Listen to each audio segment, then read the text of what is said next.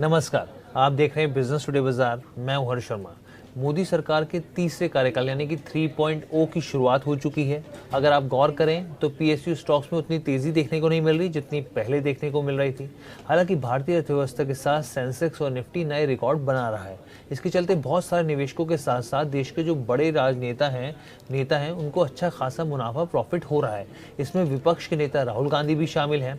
आपको याद होगा कि जब लोकसभा चुनावों के दौरान नामांकन भरे जा रहे थे तो राहुल गांधी के पोर्टफोलियो में मौजूद स्टॉक्स के बारे में बिजनेस टुडे बाजार ने आपको बताया था कि कौन कौन से स्टॉक्स उनके पोर्टफोलियो में मौजूद है। और आज हम इस वीडियो में आपको ये बताएंगे कि 4 जून 2024 यानी कि जिस दिन रिजल्ट्स आए लोकसभा चुनावों के, उस दिन से लेकर अब तक राहुल गांधी के पोर्टफोलियो में जो स्टॉक्स हैं, अगर उन्होंने उनको नहीं बेचा है तो अब तक उन स्टॉक्स ने कितना रिटर्न दिया है, क्या वो फायदे में है या फिर वो क्या नुकसान में है। और ये पूरा एनालिसिस हम लोग करेंगे 4 जून 2024 से लेकर अब तक, यानी करीब करीब 2 महीने आप मान के चल लीजिए।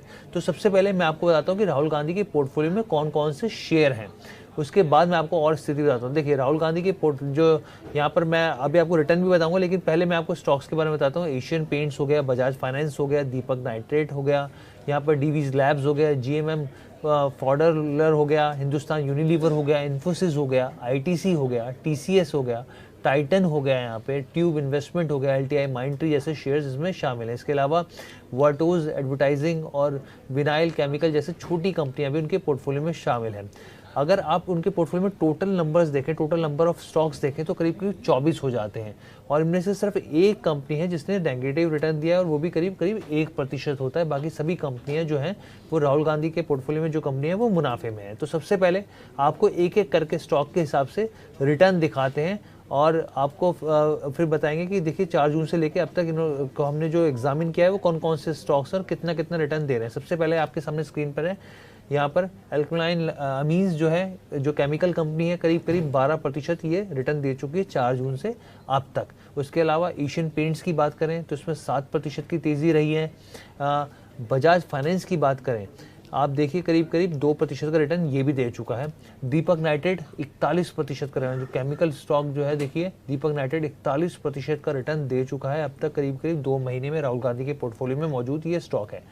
डीवीज लेबोरेटरीज की बात की जाए तो करीब 13% का रिटर्न आया है। डॉक्टर लाल पैथलैब्स की बात करें यहाँ पे तो 22% ये स्टॉक चल चुका है, भागा है, तेजी देखने को मिली है। ये भी राहुल गांधी के पोर्टफोलियो में मौजूद है। ये जितने स्टॉक्स मैं आपको बता रहा हूँ ये उनके पोर्टफोलियो में उस समय, जो कि जब उन्होंने नामांकन भरा था, तो इसी के हिसाब से हम लोग एनालिसिस कर रहे हैं। इसके अलावा फाइन ऑर्गेनिक इंडस्ट्रीज की बात की जाए तो 24% का रिटर्न दिया है इसने। गारवेयर टेक्निकल फाइबर्स की बात करें तो 6% का रिटर्न आया है। जीएमएम फ्लॉडर्स की बात करें तो करीब करीब 11% का रिटर्न आया है। एचयूएल एफएमसीजी कंपनियों की हम लोग लगातार चर्चा कर रहे हैं और इस पूरे बाजार के दौरान जब जब बिकवाली आई है तो एक जो एफएमसीजी कंपनी है उनमें एक अच्छी तेजी देखने को मिली है। तो यहाँ पे एचयूएल भी करीब 10% का रिटर्न दे चुका है। आईसीआईसी बैंक की बात करें तो 9% का रिटर्न आया है।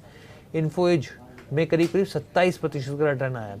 आईटी स्टॉक्स में भी राहुल गांधी ने निवेश किया हुआ है, तो 20% का रिटर्न ये 4 जून जब से रिजल्ट्स आए तब से लेकर अब तक 29% का रिटर्न दे चुका है। आईटीसी की बात करें तो आईटीसी करीब करीब यहाँ पे 19 से 20% का रिटर्न आईटीसी में आया हुआ है। आईटी इंफॉर्मेशन टेक्नोलॉजी कंपनी की बात करें एलटीआई माइंडट्री तो ये 17% का रिटर्न दे चुका है। इसके अलावा मोल्टेक पैकेजिंग में 5% का रिटर्न आया है। एफएमसीजी एक और कंपनी उनके पोर्टफोलियो में नेस्ले 2% का। पीडीलाइट में एकदम 0% का, ना नेगेटिव ना पॉजिटिव रिटर्न आया है। सुप्रजीत इंजीनियरिंग में 24% का रिटर्न आया है। टीसीएस में उनको करीब करीब 13% का रिटर्न रहा है उनका। टाइटन की बात की जाए तो 3% का। ट्यूब इन्वेस्टमेंट ऑफ इंडिया में 4% का। विनेल केमिकल में करीब करीब 17% का रिटर्न रहा है। और सिर्फ एक कंपनी है वर्टोस जो कि जिसमें -1% यानी कि नेगेटिव रिटर्न यहाँ पर दिया है। अब हम आते हैं कैलकुलेशन के हिसाब से। भाई 24 स्टॉक्स में राहुल गांधी ने करीब करीब 4 करोड़ 34 लाख रुपए का निवेश किया हुआ है।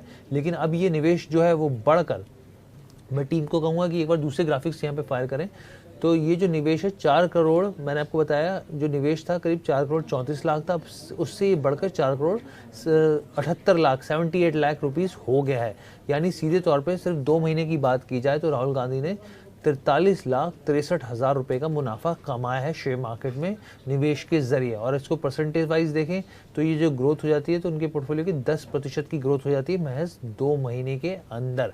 लेकिन इसके साथ ही मैं आपको डिस्क्लेमर दे दूं कि एक तो राहुल गांधी ने अगर इन स्टॉक्स में से कुछ स्टॉक्स को बेचा है इन 2 महीने के दौरान यहाँ पे, तो वो कैलकुलेशन इस आधार पे नहीं होगी। और यहाँ पर हमारी तरफ से भी किसी स्टॉक में खरीदारी की सलाह नहीं है। अगर आपको कहीं भी निवेश करना हो तो अपने आर्थिक सलाहकार की राय लीजिए और निवेश कीजिए।